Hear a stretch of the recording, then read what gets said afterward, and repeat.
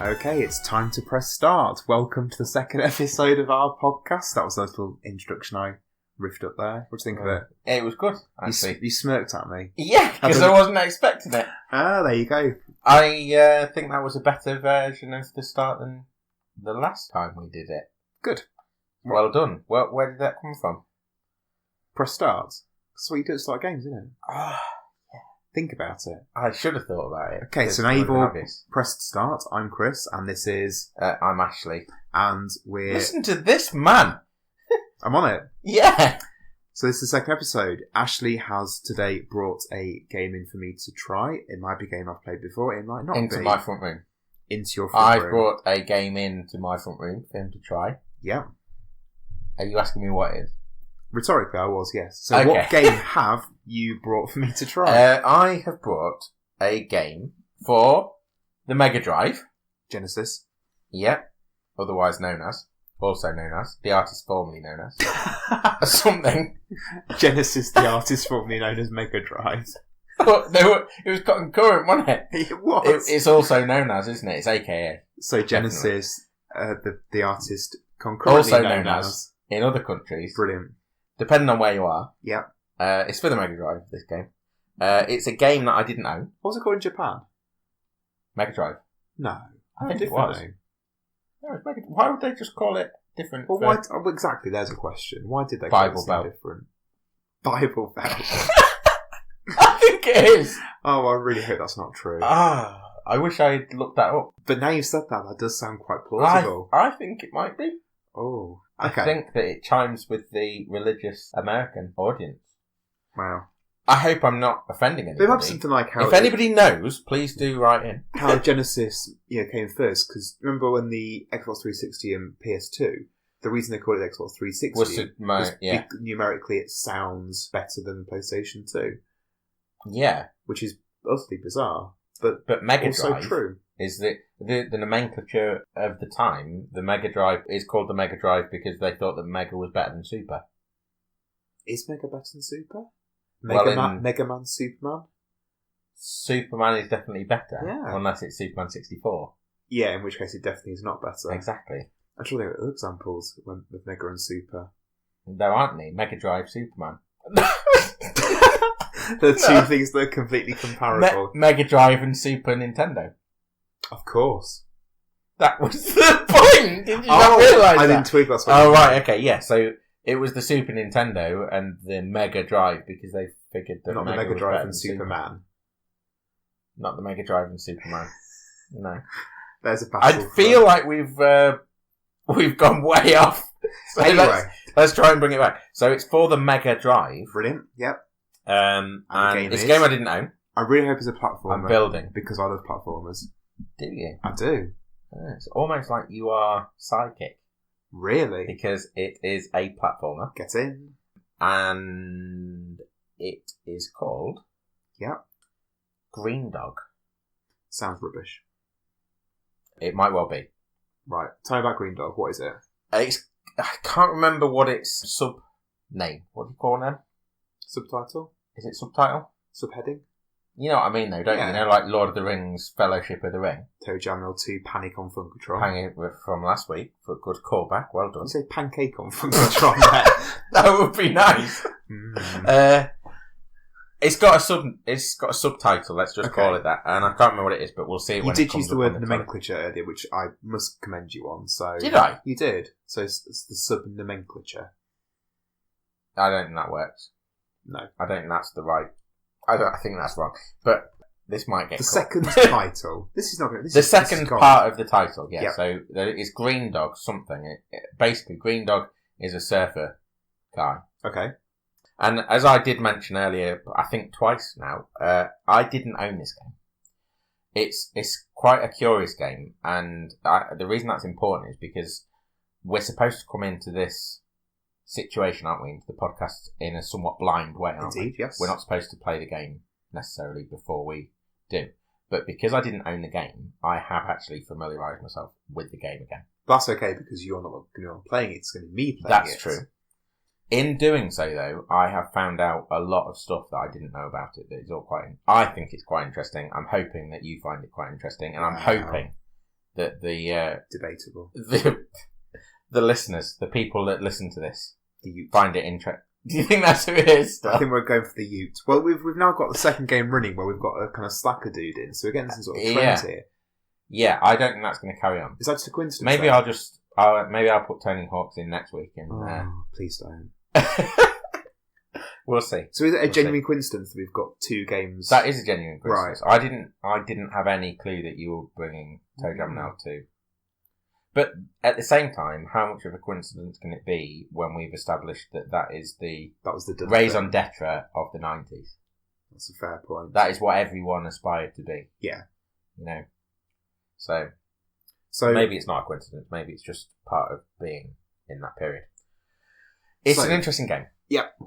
For a lot of reasons. I don't know if you remember, but me and Chris worked together. And when we worked together, we also worked with another person who was a bit of a retro games encyclopedia. And I had forgotten what this game was called for obvious reasons. It wasn't a game I owned. And I described the game to this person. And within about 3 sentences, they told me what it was. And you had that sort of blinded by the lights, didn't you? Like, I did, yeah. And I went on the internet. Right. And I searched on the Google. Yeah, on the Google. For pictures of this game. Right. Of Greendog. I've told you what it is, so I can call it its name. You can circumvent I searched for Greendog, and I found some green dogs, but I also found some green dogs. Yeah, I had to refine my search. Well, like, has it been painted green? Various different. You should do it. Have a look, like a clip art or something like that.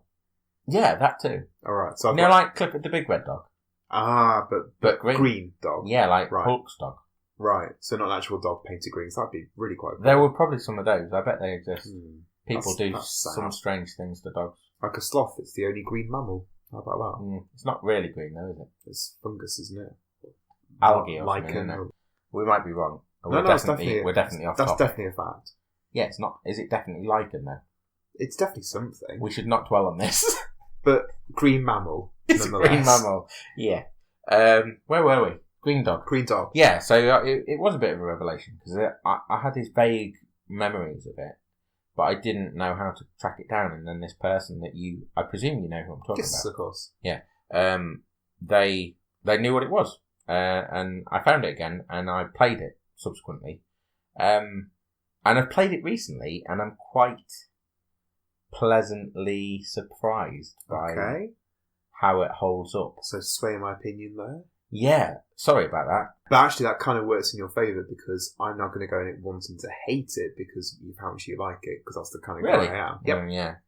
Bit of an PG rating. Oh yeah, sorry. So is this a game you had? No. I think I said that to you 3 times now. I didn't own this game. Oh yeah, you have. And that's part of the reason that I forgot about it. I forgot what it was called. It was owned. I don't know why I'm about to name this person, but I am. It was owned by get the lawyer on the phone first. A friend of mine who lived in the same street as me, at the bottom. Yeah, maybe we should give her initials. No, I'll do that bit in The Simpsons. Do you remember when Skinner says in the tannoy, "This is for someone called Lisa S." Oh no, that's too specific. This is for L. Simpson, and then everyone looks at Lisa. That bit always made me laugh. Do that. I'm just going to name him. His name was. Right, don't know. Well, he owned the game. He also was, I think, probably the first person I know that owned a Megadrive. Check it out. Yeah, well, maybe I just didn't know that many people. And that's established you have the snares, which you said in the previous podcast that this was only for nerds. No, I didn't say it was only for nerds. I said I went to school with the Megadrive was for cooler people. Well, I went to school with someone You are the exception. No. Who had a Megadrive upstairs and the Megadrive downstairs. That's too much money. Yeah, that's what I remember thinking when he told me that when I was about 9 years old, thinking, nah, that's too much. Yeah, that's too much money. Yeah. Even now, seems odd. I know people now who would show off about that. What about having 2 Megadrives? Yeah. Megadrive upstairs, Megadrive downstairs. What? They'd have Megadrive or PS4? Okay. Either or, they would still show off about it, and it's gaudy. Tricky with PS4, wouldn't it? Because your saves wouldn't carry over. Yeah, they would. Would they? Cloud? Yeah, you could use a cloud. But we don't need to talk about that again. Anyway, so he's like a legend. he was an interesting person. I did genuinely like him. He's a person that I remember very fondly. Oh, that's nice. His brothers were horrible. Oh. Yeah, he had 2 older brothers, and they weren't very nice people that I remember, but I was also just a 5-year-old boy who was a little bit scared of bigger people. So you're playing these games when you were 5? Huh? You're playing these games when you were 5? Yeah. I don't really remember. Is that young for you? Yeah, I think when I was 5, I don't think I was really playing... The games I was playing were kind of those more edutainment sort of ones. When do you go to nursery? Is it 4? Like 3, 4. You start school when you're 4, don't you? So, I went to nursery. In this country. Yeah, in this country. The UK. Well, yeah, England. Let's just clarify that country. If you can't tell from our voices. Lincolnshire. Yeah. If you needed that specificity. When I was at nursery, so 4 years old, we had a BBC Micro. Excellent. And we only had one for the school, so it was on a rotational basis that we got it. So we got it, I don't know what day, but when it came wheeling into the nursery, we had 2 nursery teachers, and they would call me to the BBC Micro to say, oh. Really? Yeah. At the age of 4? Yeah. Could they not do I didn't own one at home. I don't know how I knew how to do it, and I don't know why they didn't learn how to do it. No, I was going to say, was it a case of plugging it in and turning the power on? No. What did you have to do there? I had to put all the wires in the back. And they couldn't do it? They were colour coordinated. I'm sure they were colour coordinated. Maybe it was like a learning task. Possibly. Colours into the... Probably not, though. No, because I knew my colours. Good. Well, no, I'm perplexed as to why they have As to why, yeah, but it's something that my mum used to show off about. What, the nursery making you work for them instead of doing... Well, I think they were just flabbergasted at the idea of a computer anyway. Right. And they were also doubly gobsmacked that I understood how the wires went in it. So it's a kind of... let him do it because we can't be bothered, basically. Yes. They don't want to learn. They were scared of it. They were old ladies. Right, okay. And they were scared of the technology. As they are now. Yes. And they preferred to allow a 4-year-old to do it than to learn. It's quite sad, really, isn't it? It is, but also it puts into context the fact that I was going around to my friend's house to play computer games at 5. So he had 2 older brothers and they were scary. He also had a Scottish dad. And he was quite scary. A Scottish dad? Yeah. Why does the nationality bear some... Because as a 5-year-old boy, his voice was a bark. A bark? His voice was a bark, and it was made doubly scary because... I don't know if this is racist. I was just thinking that. His accent made it very difficult for me to understand him. So, does that apply to all Scottish people in your life? Or? I don't... No, it genuinely doesn't. The point is, I was scared of the Scottish men. Right. It was scary. But also, they were the only people that I knew that had a Megadrive, and therefore he was worth... So you had to bite through the fear and... Genuinely, yeah. They also were the only people that I knew that had Sky. Wow, they sound like quite the flush lot. Yeah, but I don't think they were. Because they lived in a council house down my street. And that's not cast aspersions on the financial... Well, I lived in a council house down my street as well. But that's not, it's not neg on them from, 30 years ago. None of us were particularly moneyed, is what I'm saying. Right. None of us in that street. It was... But they had Sky, so... They did have Sky, yeah, but maybe they prioritised what they wanted and what they didn't. Maybe they did. So whereas we went, out on picnics, maybe they didn't have any picnics. I think this is actually, you've named that person. This is quite a...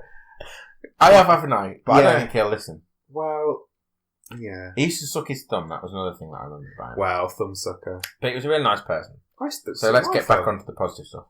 No, I mean, he was older than me. He was about 8. So mine was about 6, probably. Okay, I only go to sleep. I'm glad you've admitted that to people. Yeah, oh yeah. Yeah, that's not coming out. That's staying. Yeah, that's fine. Just looking to go to sleep. Okay. Anyway, I feel like I'm doing too much build. Yeah. It is important though, because... So he went to his house with his Sky TV and his Scottish dad and played Greendog. Yes. But it was important to contextualise that, because the whole scenario was that sometimes we were allowed to play inside and sometimes we weren't. So, and when we went to his door, it was always a toss-up as to which dad we were going to get. We were either going to get... we were either going to get... Scottish dad. Oh, come on. You know that wasn't the case. We were either going to get a dad who said yes or a dad who said no, and the dad who said no was quite a scary man. Right. And he would chase us out of the garden. Never mind just tell us to go out. We weren't allowed in. And it was a bit trepidatious. Like, I would stand on the porch and wait for Jim to pop in and check with his dad. And then he'd come back out and it'd either be a yes or a no.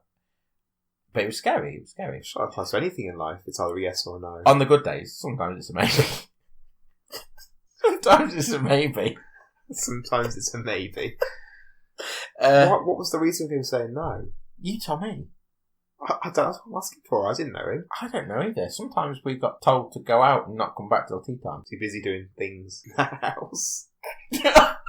That's a fair point. You might have been. I don't know. I genuinely don't know, and I'd rather not think about it. The point is, sometimes we could go in and sometimes we could play on the Megadrive, and he had a selection of games, and the one that we're talking about today is Greendog. And Greendog actually is quite a strange entity. What's up? I'm just giggling about his dad. Greendog's quite a strange entity in the gaming sense. Not because it does anything particularly innovative or interesting, because it's a fairly generic platformer with a few little quirks, which we'll talk about in a minute. But Greendog, just to interject, does he look like a tall lemming? I'll let you decide when we play. I've just had, as you were lanky. talking about, lanky. I remember having a comic, I can't remember how I acquired it, in the sort of mid-90s that had, I told you I'm on the front cover, possibly talked about them in a previous podcast, and it was a load of comics that were all about different Sega characters, and it was clearly just an advert. But I can remember a comic. Was it comic? Was it called Sega Visions? I can remember the front cover had a picture of them, and it was like a green, almost like a Warner Brothers sort of like a concentric ring pattern or something. But I vaguely remember the Greendog comic. I don't know, but I wouldn't be surprised because some of the stuff that I found out I told you I've broken all the rules for today because I've actually researched it. Because I didn't know anything about it, really. I just knew the game to play. And so I thought it was important to know a little bit more about it. And I'm going to tell you a little bit about that now. It was released in 1993. Right. But it's I didn't know this until earlier today, actually. It was released in 1993, but it actually is based on a previous character, on a character that pre-existed it. So the character was called Greendog. Right. And he was created by a man called Rick Green, who was a surfer. Do you see the link? Rick Green, Greendog. So he named it after himself? He named it after himself. Greendog was his... Okay, must be a legend. Greendog was his actual nickname in real life. So he made up this character, Greendog, for a board game. Really? Yeah, a board game. And I can't remember when it was released. I think it was like the late 80s. Okay. And he described it. I mean, he seems like a bit... I don't want to disparage the man. Yeah, exactly. He seems... no, I wasn't going to tell you that. Okay. He described it as surfer's monopoly. I love the idea of a surfer, this kind of like laid back, chilled kind of person thinking, what I really want to do? I really want to play a board game. I can't imagine that really kind of going down particularly. No, not at all. And I checked as well. Actually, that's a picture of him. This is him. He looks a bit leery to me. But he looks leery. No, I don't think... Would you like someone say that about you? If I look like that? Would you applaud someone saying that? I don't know. So I found all sorts of things about the game, the board game, including this. This is the board. Can you see that? So, for the benefit of the listeners who can't see the image, the board game looks like a load of sort of generic postcards of surfers with some circles that have got some text on that's far too small to read. Yeah, it is. You can't read that. But the important thing is... Is it surfy? It's surfy. And this is him on the board, on the surfboard. It's called Surf Trip the Board Game, just in case you wanted to go Of course, yes. Surf Trip the Board Game. I should have said that. So it's a board game, Surf Trip the Board Game. This was the first time that Greendog became a character other than Rick Green himself. Right. And I didn't know it existed. I thought it was really interesting. It's an unusual genesis for a character, isn't it? To go from board game to video game. It gets weirder. I wonder if anyone else can name a character that's gone from board game to video game character. And I mean star of a video game. I don't just want Uncle Moneybags from Monopoly. No. I would genuinely be interested in the answer to that. If anybody does know anything, I would love to hear. Because it is such a strange, way for something to come about.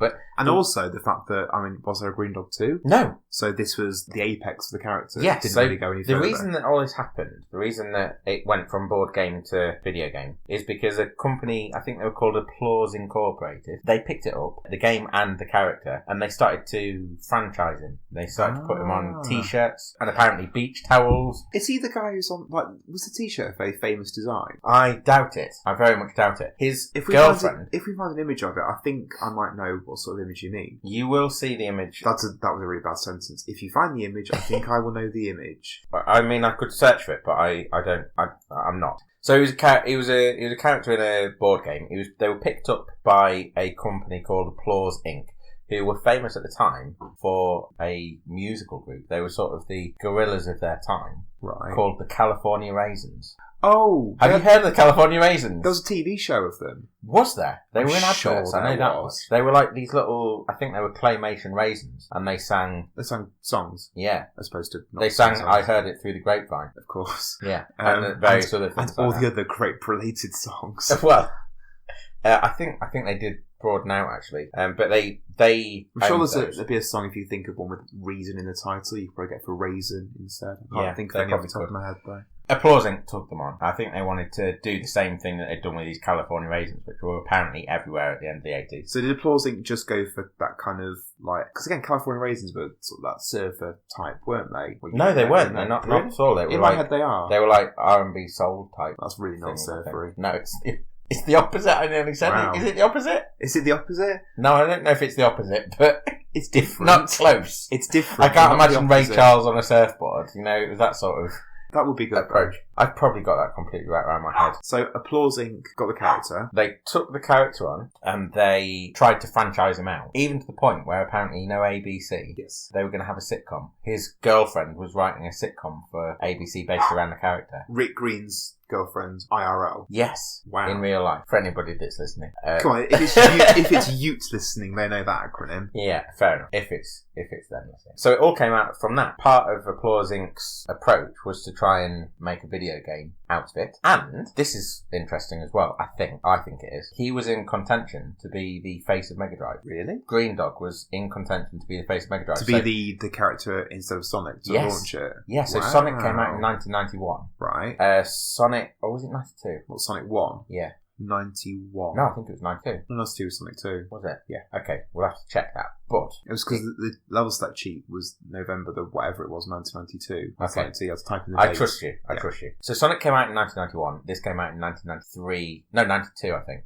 So it kind of missed the boat. It missed the boat because Sonic had already sort of taken the mantle. Yeah. But it was being developed at the same sort of time. And there was a bit of a rush, not between him and Sonic. I think in the end, frankly, Sonic would always have won that race. Well, if it's a race, then Sonic would definitely win that. Yeah, a metaphorical race then. Oh, I'm literal. Yeah, sorry, I should have been clearer. But he was in contention. I don't know how seriously in contention, but that is the idea. So he had a sitcom, he had a board game. No, he didn't have a sitcom. The sitcom never came it to be. It all went belly up. If you search Rick Green now... So why was that? What do you mean, why was that? Why did it all go wrong? That's a good question. Yeah, that's why I asked it. Possibly because the character in the end isn't that good. Is he quite probably why. Generic and... I actually think that he's got a bit of character. Right. But it's hard to say because it's a platformer without any... And in terms of story. character, think about things like Kirby, for example. It's a pink... Yeah, he's a little blob. blob. And he's done pretty well for himself. He has, yeah. And actually, Mario the Plumber should never have really taken off in the way it did. Yeah. I was thinking the other day, playing through Odyssey, in the Sun Kingdom, in the bit where you go underground and you're sort of jumping from pillar to pillar. It's quite athletic, really, isn't he? Yeah. For a little... Yeah, I don't hold that against him. I'm the same. What, jumping from pillar to pillar in the underground of Sun Kingdom? A somewhat rotund fellow, slightly squat. Right. Who is nevertheless, fairly spry. Well, fair play. Reasonably. I can't do triple jumps like he can. Maybe that could be a subscriber video. And I've heard that he is going to the Olympics. I've heard that. He's been to the Olympics quite a few times. And has been, actually, and represented, yeah. I don't think I'll playing against a blue hedgehog. Yeah. Very strange. Yeah. And I don't think, actually... Can you imagine if everything had gone a little bit differently and it was Mario and Greendog at the Tokyo Olympics. It would be more grounded in reality. Why? Have you seen the man's legs? You haven't yet. No. But Mario and Sonic and Luigi and it's all. Well, I suppose I haven't said that. I suppose you've got Bowser in there, haven't you? It's not exactly realistic. This is true. I've just realised that actually Greendog's weapon is a frisbee. Right. So actually that might tie in with the sporting thing, because he could do extreme frisbee. So he could do some throws. He could do throwing. Yeah. Is it discus? Yeah. He could do the discus. Yeah, it's the same motion, isn't it? Discus and frisbee. I think so, yeah. I think so as well. So. This shows how athletic we are, doesn't it? That we're not actually sure. I'm 99% sure it's the same. I think it's not. I was playing along, I'm sorry. Oh. I'm ever so sorry. I shouldn't have done that. So, Rick Green has got 1 credit on Moby Games, and it's for this game. Right. As creator. He also has 1 credit on Board Game Geek, and it is for Surf Trip. So what happens to this man? It's a good question, and I can't find out. Wow. It is a good question. Rick Green, if you are listening or know of Rick Green's... I'm sorry for calling you a little bit leery. That's the first thing that we should say. Yeah, that's for that caveat there. But actually, do you want to know what happened to Greendog? I was going to say, let us know, but actually... I'd love to know. I genuinely would love to know why it didn't go any further. Especially when you consider what I've just pulled up on the screen to read to everybody. So this is from a magazine called Sega Visions. Do you know Sega Visions? Which may or may not have been the magazine I talked about earlier. It might have been. Basically an advertorial for Sega. It is, yes. So do you know Nintendo Power? Yes. Nintendo Power came on the scene and was like, everybody loved it. Sega, obviously being Sega, the bandwagon, wanted what Nintendo had. Of course. And so they put out Sega Visions, which is this. So this is Greendog's, they call it a review, but I'm going to read it to you in its entirety. It's not very long, so bear with me, okay? The background graphics are digitized, cartoonish, and hip. You start with 4 lives and can find more hidden along the way. Power-ups include enough beach-type food to feed an army, some pretty strange protection devices, and extra flying discs so Greendog can toss 2 or 3 at a time. What's it mean by beach-type food? I know there's a lot of stuff to pick up there, but beach-type food specifically? Yeah, don't know. Crabs? Actually, I think it is more like hot dogs and fries and burgers, which I didn't realise was beach-type food. Yeah, like a little beach barbecue. Is it? Okay. Why does he have 4 lives and not 3 as is standard in every other That's interesting, yeah. game? Because the rule of 3 in video games is well established, isn't it? Yeah. So why, even then it was. So why 4 lives? Good question. Strange. This really cramps his enemy's style. Well, I imagine having a flying disc hurled at one would definitely cramp one's style. I also note it says flying disc and not frisbee. What? Copyright. Yes, of course, yeah. Your dog, Fetch, good name for a dog. That's a brilliant name for a dog. Even tags along occasionally and helps by putting the bite on the bad guys. The bite? Yeah, it's the 90s. Let it right. go. Yeah. Okay. You can sometimes find him a bone that'll keep him busy for a while. So you want him to help you, but sometimes you can give him a bone so he doesn't help you? Yeah. That's ridiculous. The other thing is, you don't find him for the first 2 levels, you just find him on the beach. He's not consistent, it's very inconsistent. The music is true to island form. Reggae and calypso, and what's that say? And will have you bopping in your seat. All in all, fresh music, great graphics, and a whole new look and feel make this title a Mongo hit. Gnarly. So I was going to pick up on the look and feel being in inverted commas. Yeah, sort of why? Look and feel. But I got detracted by the Mongo hit gnarly. That's Yeah, I don't know what Mongo... I've never heard Mongo. Is that... I think I remember that word, but from about 25 years ago. I think it just means big. Right. Okay. So a big hit. Like humongous. Ah, possibly. Is that where it comes from? That would make Mongo. sense. And gnarly. Yeah, I mean, I know gnarly. Again, it goes back to like... it dates it significantly. Yeah, it does, but they didn't know that at the time. No, That's why it's always very interesting to look back on these things. Because they didn't know. They thought that was good. By another bit of the review over there, it says Greendog's Beach Babe Bambi. So that's alliteration. Yeah, that just made me feel a little bit sick. What? Bambi? Beach Babe. Beach Babe Bambi. Which bit? What is Bambi? Beach Babe. It's a helpless little fawn, isn't it? A baby one. And Beach Babe, so the fact that the female character is Beach Babe, that's her. I mean, that was, again, I'm sorry to keep saying it, but it's the 90s. Yeah, not cool. Beach Babe. That's her thing. But Bambi's worse. Bambi is definitely worse. Yeah, all that goes with it. She's also apparently the one that tells him that he has to go and find his treasures. So she's knowledgeable. Oh, I hasten to add, you don't know this if you haven't got the instruction booklet, and true to form, Of course. I didn't get to read the instruction booklet when I was playing it, but apparently he's cursed, and that's the reason that he's on his big old journey. Makes perfect sense. Yeah, exactly. Did you have the instruction manual? He probably did, actually, yeah. But why would we read it? Do you not read the instruction manual before starting a game? Not when I'm going around to my mate's house. Which say, stop playing, I just want to have a little read of this. Exactly, yeah. No, I suppose not. I don't think he was much for a reader either, to be honest.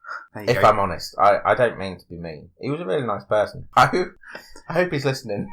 Yeah, it really paints quite the... I have been nice, haven't I? Yeah. Yeah. Mostly. His brothers, though. Let's not... Sorry, I'm not supposed to say bad words, am I? No, and also just... Don't antagonise them. Calling them out. Don't antagonise the bullies. Yeah, quite.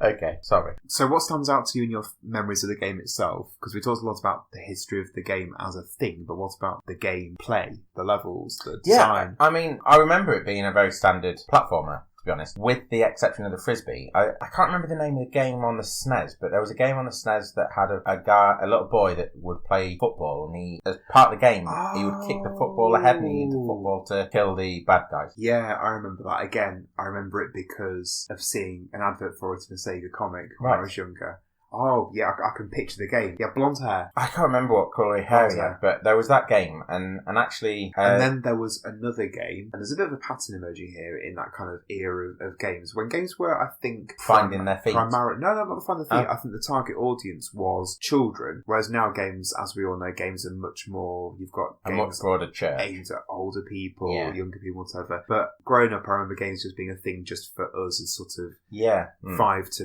12-year-olds, really. Anyway, there was a game based on the TV series The Hurricanes. It was about a cartoon football team. Okay. And there was a game of that. American football, or? No, soccer. And I remember the game having the same mechanic you've talked about there, where they kicked the ball at the enemies. And again, I only know that because I wasn't into it at all, but I remember... a review of it in a Sega magazine. There's a bit of a passive immersion there too, isn't there? Me digesting the content that Sega were forcing down my mouth through whatever means necessary. Yeah, it explains a lot. It does, doesn't it? Yeah. The reason I brought up that game, I can't remember what it was called. If anybody knows, let us know. So the football mechanic was very similar to the flying disc in mechanic. my head. Yes, they sort of are linked because of those two weapons of choice. They're sort of sporty weapons of choice, and they were a bit quirky as well. Like, if you think Mario set the trend of just stomping on people, and that was very much in. You know, like a lot of games did that. You also had Megadrive was very good for these as well. You know, the beat 'em up, the side-scrolling beat 'em up, Golden Axe and Streets of Rage, that sort of thing. So you had that aspect, that way of dispatching your enemy. To come across something that was different to those two templates. Yes. That used something out of the ordinary was quite refreshing. And was the flying even as a 5-year-old, I knew that it was quite interesting as a choice. So it stuck in your mind because of that unusual it aspect. Did. And again, just like Toe Jam and L. Toe Jam and L 2? Well, maybe Toe Jam and L. You can tell me, is it nice and colourful and well animated? Yes. There we go. So just like Toe Jam and L. Yep. And Toe Jam and L 2. Thank you. The animation and the visuals stick in my head. It looks and feels very laid back. And the music. Now, I don't know if I mentioned it in the last podcast. I feel like I did.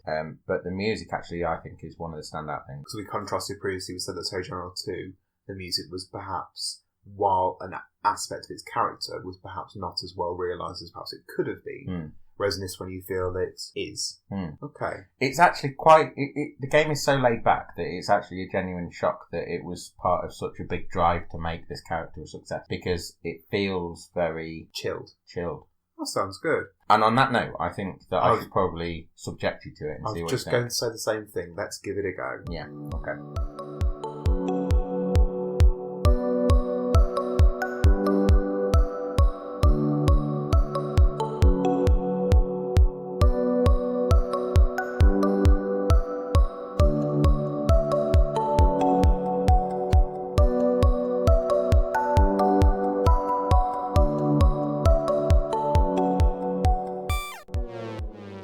Okay, so we've played the game. We have. What did you think?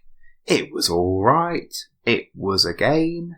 It was a platform game. Yeah. It was fine. Yeah. I can hear the disdain. Well, it was alright. I have no desire to go back to it particularly, nor do I have no desire to play it again. It passed the time. I was going to say what more could you ask for from a game, but of course you can ask for a lot more from a game. Yeah, and you get a lot more. Yeah, it was just alright. I don't disagree with you at all. So you, in your mind, you remembered it being like this amazing... Well, not amazing. You remembered it being better than it was. Yeah, absolutely. But you've got to understand the context of that. That's why I went to lengths, maybe not great lengths, but lengths to establish it. It was one of the first games that I ever played, pretty much. Yeah, so that does kind of colour you somewhat because you don't have anything to compare it to, have you? No, and we didn't have anything to compare it to at home. We didn't have a games console at the time. Were you friends with Lucia for a long time after you were 5 to play it? Well, I left Lincoln at 8 years old, so not really. Right. We didn't keep in touch. So there was a 3-year window of golden opportunity to play it from 5 to 8, but and then that was that. Even that golden opportunity, if you like, that window of time, I don't remember being as close friends later on. So it was a fairly short period of time that we played Megadrive at Lucia's house. I don't know whether that's tied into the fact that I got a NES. Possibly. Around that time. I really hope it's not. I don't think it is. I think we just drifted apart. And that's what happens, especially at that age. There's other things going on. Yeah, and a month is a long time at 5, isn't it? Absolutely. It's a long time now. A month is a long time. At 5 years old? Yeah. Yeah, I think so. I probably also was a bit too scared of going to his house. For reasons we've previously discussed. Yeah, exactly. So... It was, though. To me, it wasn't the very first game, I don't think. I think the first game that I ever played was at my uncle's house, and that was a Mega Drive. It was Columns. Oh, wow. What a game. Yeah, very simple. Yeah. But at the time, again. You know, the most simple game that obviously Columns took huge inspiration from was Tetris, and yes, that is probably the most simple game you can play. Yeah, and also still one of the best games. Absolutely. One of the best iterations of Tetris is around right now and being played by hundreds of people, thousands of people right now anyway. Yeah. So, yeah, I'm being a bit dismissive. However, Columns hasn't hung around. No. And neither has Greendog. No. I think Greendog was a bit of a chump, having played that, to be honest. Greendog the real man or Greendog the character? The Greendog the character. I'm not going to throw shade at Greendog the man. Just the character, he was very much an avatar, wasn't he? He was a means for you to play the game with. There was nothing really for his character. From that kind of review you read before, I was expecting some sort of something with a definable character. With that review, the word Mondo and gnarly and whatever. There wasn't really anything of I that. genuinely think that Rick Green and Applause Inc. and everybody else involved in the creation of that character, from board game to video game, with t-shirts in between. Yeah. I think they thought that they had some kind of magic lightning in a bottle kind of thing. I don't understand why, though. No, neither do I. Rick Green, as I said, Rick Green only has one board game credit and only has one video game credit, and you've seen them. That was they. Yeah, that is those. That is them. Themsies. Some stellar language there. Yeah, it's better than Mongo whatever and Gnarly, I think. Oh yeah, I said Mondo. It was Mongo. It was Mongo. Mongo Summon or other, wasn't it? A Mongo game. Mongo. So I really do think that they thought they had something, and I think that he thought he was tapping into the zeitgeist of the late 80s, early 90s. And actually, frankly... I think he probably did. I think he did do that. He tapped into it. Yeah. And he tapped into it possibly a little bit early. Possibly. Maybe that was it, but I don't think it was. I think that it was that they put together a fairly generic platformer and thought that was all right. That was okay. It. Yeah. I was quite pleased. I remembered the look of him from whatever reason and he did look like a taller, more gangly lemming with the big nose and the thing that we weren't sure if it was a hat or his hair. Yeah, that flopped around. I think that's an eternal mystery in the Greendog community. Yeah. Hat or hair. In the Greendog lore. I think it really is. It looks at some points like a straw hat. I would say straw hat. But then on the cover art, it is his hair. But would there have been much communication between the person who did the box art and the people who made the game? You would hope so. You'd hope but so. But I doubt it. Yeah, absolutely. I challenge you in a week to draw Greendog. I don't think you'll be able to draw it accurately because there's nothing... A week from now? Yeah. Or learn to draw Greendog in a week? No, that'd be a very strange challenge to do, wouldn't it? I think, you'd probably draw the big nose, the I'd be able to draw him, but I'm not a very good drawer anyway. Okay, drawing maybe that's fairly easy. I suppose the look of him is quite good. But my point is the character... He doesn't look terrible, but he's an empty vessel. Yeah, there's nothing to him. No, and the story... Which then makes you Bambi. did something that I never did. What was that? You watched the opening scenes. So that's like reading the instruction book, I guess. It is, and yeah. I never did that. For reasons beyond my control, but I also never watched that opening credit. The opening scene was interesting for the introduction of Bambi, wasn't it? Among other things, yeah. I was focused on Bambi. You want to focus the beach Bambi. babe. Right, go girlfriend. for it. Why? Well, Why is that because notable? We were gushing about how the intro looked really nice. There was some lovely sand. It was quite detailed, quite textured. Granular. That's grainy. a lovely word there. There was the sea in the background. There were clouds. It almost felt like it was moving. It really did. It was lovely. And then here comes Greendog. This chump of a character is there with his just looking a bit and then it then pans across to show He does Bambi. that weird. Nobody can see what I'm doing, but when he bends down, if you press down on the game, he does a strange pose, and I think he landed on the beach in this opening scene and did that weird pose that kind of reminds me of Elvis Presley. I was going to say Bruce Forsyth. Yeah, it's very Bruce Forsyth, actually, yeah. For the Americans, they probably don't know what that means, but look up Bruce Forsyth on Generation He did a very specific pose. He did, and it's a bit like Greendog's. He probably did the same pose in that intro just to save on some animation. They probably actually mocap Bruce Forsyth for definitely. Mocap Bruce Forsyth for that. But he jumps in. This chump of a character, and then it pans across to Bambi, who stood there. This tall beach babe, as it's marketed, wearing a bikini with the wind blowing her hair behind her. Just painted as this sort of goddess of a character who also knows that he's been cursed by this thing.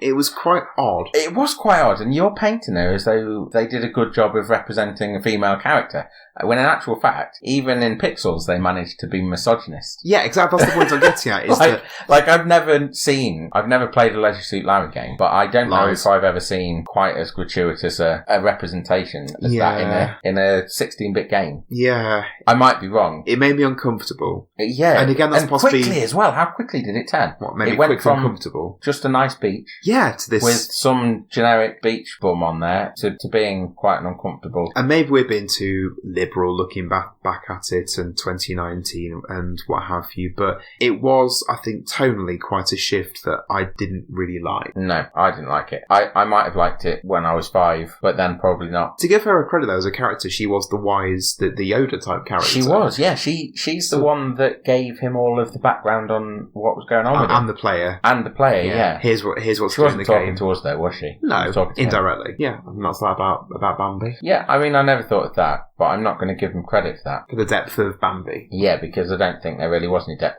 I don't know that she appears again in the game. I doubt it. I played through 4 levels, and I would put money on the fact that she is not in the game again. Yeah, you played through 4 levels. You didn't get to the underwater level. No, as you described to me, the reputation of the underwater level precedes it somewhat. It's a strange situation, because if you see anybody talking about Greendog, they will talk about the underwater level, and they will generally cite it as one of the better levels, but actually I think it's one of the most frustrating and annoying levels. And why is that? Because it has these pipes. It's on the bottom of the sea, and one, you can breathe. You don't run out of water. That thought crossed my mind. Not like which Sonic. Is nice. Because the underwater levels in Sonic are... was stressful. Stressful, yeah. And underwater levels in other games as well. They're never as fun, are they? Not really. Not as fun as the normal levels. No. Mario... I would say the underwater levels are the weakest ones. Usually, yeah. I can't think of a game where they are the better. No, I can't. They just always feel like an afterthought. Yeah, they do. It's that platform, and again, we talk about platforms, it's that generic kind of, here's the lava level, here's the snow level, here's the underwater level. They all cycle through those. So in that sense, the underwater level in Greendog is maybe an exception. Okay. And that's maybe why people like it, because what we actually got in the first 4 levels of this were 2 of them were based in like an Aztec tomb. One of which was very similar to Marble Zone from Sonic 1. Yes, it was. And the music didn't do any favours. No. Because it sounded a somewhat Sonic-y. Yes. So maybe that's what people like about it. Maybe the water level on Greendog is the standout because it's a little bit different. It's a different take on an underwater level. And it's more easygoing.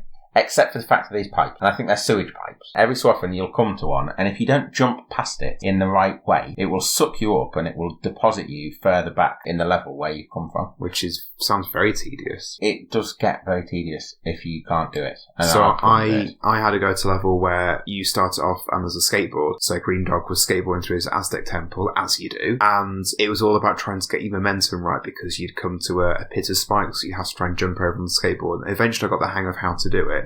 and then suddenly there was a spring in the floor that I went on, and then it sent me back quite a bit. So then it then became a bit of a balancing act between trying to be slow enough to tackle the obstacles, but then also quick enough to get the momentum to go over the spikes and whatever. And I lost interest at that point. Yeah, I'm not surprised, because it's that sort of thing that we talked about this last time. That sort of game design, it was a frustrating experience for the player, and we just took it as said when we were playing those games at the time, because that's what it was. That's what games were, and we've outgrown it. As games players. Yeah. Because I did that. And I got to that level, and I thought, I'm not. It's very disposable, isn't it, nowadays? Yeah. And I just got bored of that, and now I'm over that. Mm. The first level, on the beach with some random animals going berserk, to quote the game review, it was alright. Yeah, but again, it's nothing special. No, and I did die. The levels, from level to level, there is a fair amount of variation. Yeah, they were all very different to each other, which was good. That's the strength of the game. Definitely. But it's not enough to offset there was a level on genericness of it. There was a level on the gyrocopter,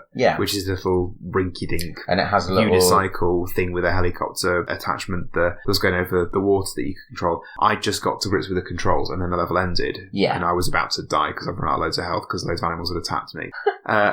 It has a boxing glove on the front. It did. That was quite nice. Yeah, very cartoony. I think this game, what it's trying to do is not bore you for too long. Yeah. So it knows its limits. So it gives you this short little burst of pedalcopter and then throws you back into a level on the beach, which is more like the platforming that you've been doing before. Exactly. But at the same time, it's as simple as platform gets. Like, there isn't even really any reason to jump. You are fighting against those frantic monsters. Yes. It's very different to the levels that come previously. And I did appreciate, you just mentioned just then, that the levels were quite short. That was definitely its favour as well. Yeah. Because there's that variation. You did this for 2-3 minutes, and then you're on to another thing. So that was good. It also allowed the music to change up on a regular basis as well. Yeah, we haven't talked about the music yet. The music was lovely. Yeah, we mentioned the music in the Aztec Zone. Aztec Zone? Aztec Zone, yeah, exactly.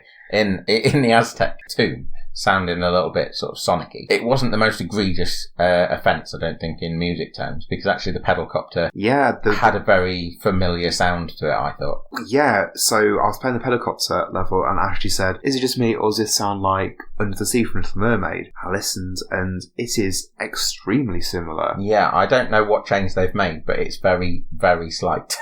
And this would have come out after The Little Mermaid. Yeah, it was, 93. Yeah. The Little Mermaid was 91? I think it was, 91, 90. Little Mermaid was the first film I went to see at the cinema. Well, there you go. I do not remember it. Mine was DuckTales the movie. I think we know who wins that one then. Me. Yeah. Clearly. Yeah. Yeah, it's worth, if you get a chance to do so, have a look at the level on YouTube and see what you think of it. The instrumentation is very similar. And once Ashley mentioned Under the Sea, it's even got the same rhythm and the same beats of the music, hasn't it, to match Under the Sea. It's astonishing that they managed to get past and get into the game. How hard were they on that sort of thing? I imagine Disney would have been pretty good at that. I suppose they would have, wouldn't they? But then, were Disney paying attention to Greendog? To a game that's pretty under the radar. Yeah. That's a fair point as well. At the same time, we say it was under the radar, but as I pointed out at the beginning, for some reason, it was in contention and rightly lost out on it, but it was in contention to be the face of Megadrive. And having played it, I am genuinely mystified as to why. How that could have I'm come still about. Not mystified. I totally understand why, because it's that surfer. Yeah, but you need the chops to go with it. You've got to have the game. And that's why it lost. And the Lost then came out later because it came out in 93. They weren't going to put the work in and then not release it, were they? Well, it happens to other games. It's Rick Green. Of course, yeah, Rick Green. he wouldn't... And Applause Inc. actually had some very big contracts. They did a lot of the merchandising for Disney. Oh, right. Yeah, they did Lion King, they did The Little Mermaid, and a lot of other... So by merchandising, you mean... Toys and... So they made toys as well as board games. And things like that. And they've got the Little Mermaid link there. I don't know if Applause Inc. picked the board game up after Rick Green had done the design and released it. Right. I think he printed something like 10,000 copies and they were distributed out to... I'll tell you this, because this is quite interesting. This is how much he was pushing for this. He licensed well-known surfing brands that were local, I think, to California. Right. For the game. And he paid something like $100,000 to get these brands into the game. And the idea was that he then would send this board game out to all these surf shops around America, and that would then bring in business to California. Wow. To all these surf shops in California. Where do you get the money from to do all this? That's a good question. I don't know, because I don't know very much about Rick Green other than what is related to Greendog. On the internet earlier. Because that That is all he's visible for, as far as I can tell. He might well have gone on to change his name and become some famous someone or other, but I don't know. I don't know. International Man of Mystery. As it is. Yeah, except for Greendog. That's very visible. Yeah, very visible. Everyone can play Greendog. Should they?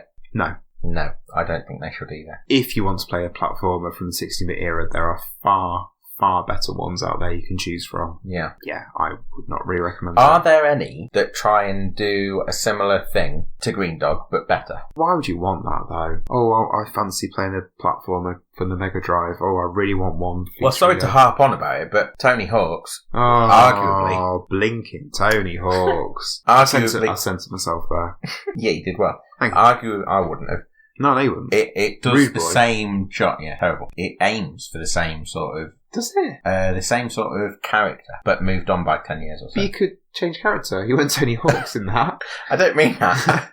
I mean, it aims for the same tone, so like it's aiming for the same people. It's talking to the same people, yeah. Different genre. Different console. It is a different genre. Yeah, but it's the same vibe. No. It is, but executed better. And with less po-facedness. We think Greendog was po-faced. I think it was a little bit. Not on purpose. No. I just think that they didn't know what they were doing in the early 90s. And they were very, very busy trying to charm children. That sounded worse than it was supposed to. Awful. But you know what I mean, don't you? No. Clarify. They weren't talking to adults or people that thought they were adults, whereas Tony Hawk's was. Tony Hawk's was talking to teenagers. I think like and teenagers that wanted to be Tony Hawk's was Johnny talking Knoxville. to teenagers. Yeah. You know what I mean. I do know what you mean. Yeah, whereas, and you said it before anyway, I think last show. I said it earlier, didn't I, about the age of the gamers and whatever. Yeah, I can't remember whether that was... It was earlier in this episode. Was it? About how the Tony Hawk's, people playing that in the 98, were children who had previously probably played Greendog 5 years earlier. Yeah, no one played Greendog. But had grown up. Okay, the handful of people that had... But they were the same, audience, just age. Yeah, okay, I can concede with that point. And they thought that the way that they targeted people in the early 90s, game-wise, was totally different. Yes. To the way that they were targeting people in the early 90s. Yeah. And yet, I can see similarities in the people that they were targeting. They were just doing it. They were talking in the same sort of language, but with an age gap. Does that make sense? Mongo. Is that valid? Yeah, that's valid. Do you think? Mongo. Exactly. Gnarly. Is there anything else you wanted to talk about the game? No, we did say about, I mean, we've been a bit hard on the game. Yeah, I'll be honest, I think I'm over Greendog now. I think I might be over Greendog. I wish I'd never known about it. I wish I hadn't spent the last hour or whatever. Really? Yeah, I've talked about it now more than... You didn't think that the story of Rick Green was interesting? That bit was alright. And the lengths that he went to? Realistically, we've probably talked about Greendog more during this podcast than probably anyone has done for, I would say, arguably the last 20 years. Even Rick Green? Possibly with the exception of Rick Green himself. Do you think he thinks of it fondly, or...? I wouldn't want to say either way. Well, I don't want to put words in his mouth. I am going to say, I hope... Okay, Rick Green, this is Ashley who's saying this, not Chris. I hope that he thinks of it fondly. I hope that he looks back on it and goes, I gave that a damn good try, because he clearly did. Yes. Like, this is... I mean, I wasn't really alive in the 80s. I was born in 1988, so I don't really know what it was like then, but I know everyone was like... Were they swimming in money? Like Scrooge McDuck? In my head, and snorting all the good stuff up all their the nose. lines. Yeah, all the lines. That's definitely what my parents were doing. They were... Swimming in money and snorting lines. They were filling swimming pools up with dollar bills. With coins. Oh, coins. Yep. Was that the British equivalent? Yeah, shillings. And they were lining up the lines on the side of the pool. And that was life. That was the 80s. Full of money. And Rick Green looked at that and he went, I want me some of that. Oh, can't say I blame him. So he made a board game, which is the obvious thing. Which is the surefire way to get And the board game was based on Surfer Life. Yeah, which was big at the time. And Monopoly. I'm led to believe. And Monopoly, which is very, 80s. I think. You think it's all like Wall Street sort of thing? Money. Like money and... Money. Yeah. It's get all the money, get all the property. Yeah. Stuff everybody else. So that's the 80s. I do like Monopoly though. Yeah, I'm starting to go off it. But that's another conversation altogether. Yeah. So Rick Green looked around at the 80s. He went, I need some money. Just like them fellas. And so he made his board game and then somehow managed to grift his way into the offices of Applause Inc. Grift? When I say grift, I mean it in the nicest way.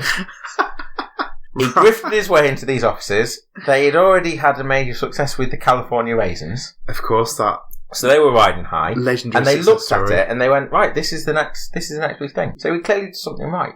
He should applaud himself for that. This game was made or developed and released in 1993, which means that for 5 years of his life he was riding high on the success of Greendog. Who wouldn't? Who was based on him. So I think he should be proud. I think that Legend. Honestly, genuinely, I think that he should be proud. He pushed himself. He tried. Pushed to the limit. I don't know about the limit. I don't know what the limit is. Who does? No, clearly not Rick Green. But do you know what I mean? I do. I think if Rick is listening to this, genuinely, I might have said some horrible things in the past, but ignore those things. Yeah, don't sue us. Or sue him, not me. Yeah, don't sue anybody for anything. It's all in good Jest. fun. And I genuinely mean everything that I said in the last 2 or 3 minutes or whatever. I think that regardless of the outcome, you did a good job. You tried. And that's what matters. And on that note, I think we should wrap up Greendog, don't you, Ashley? Yeah, wrap it up. Yeah, wrap it up. Good. Wrap it up in chains. Pop a few bricks on it and drop it in the river. That's what I think we should do. That is a wrap.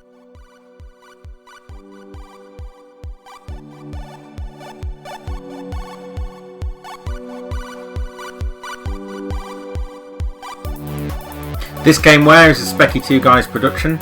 Music for the episode is provided under Creative Commons license by Steviosphere from the album Cell Division, which can be found at steviosphere.bandcamp.com.